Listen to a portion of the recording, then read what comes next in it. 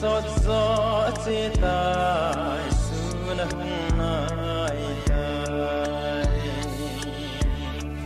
อีจะเจจุนตัวหินมุทิมนาต่อไปหามดินพบว่าบันอินกิบันนูฮิเตโอสบิเดเตพาดาโบ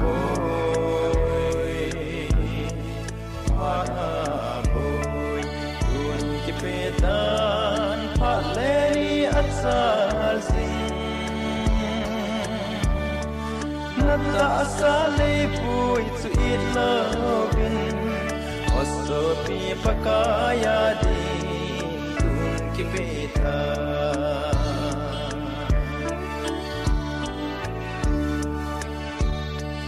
Pakain hidin ati kay malapatsa Nataw na kasangi nang makahung Velvin tuhi lapatahi Uing patahi Pataboy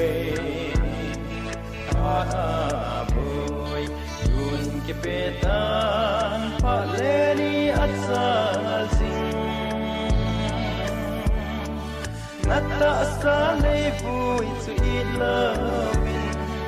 Osopi pakaya di tun kipita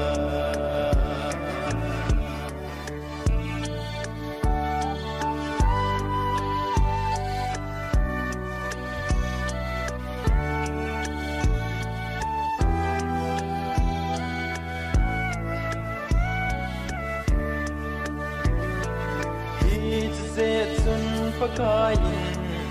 boi mumil ho Kangin tule ati la konin hodo aloyin Tuting Krista nang manasalva ding ahiyati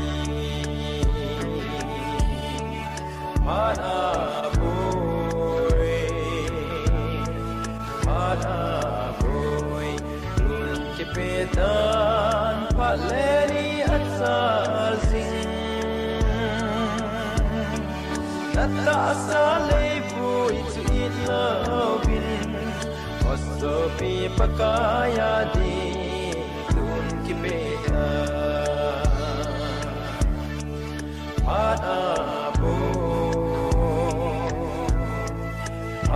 Pataboy, tun kipetan paleni at salsing Nata asale pui tu ilovin Osopi pakaya di tun kipetan Osopi pakaya di tun kipetan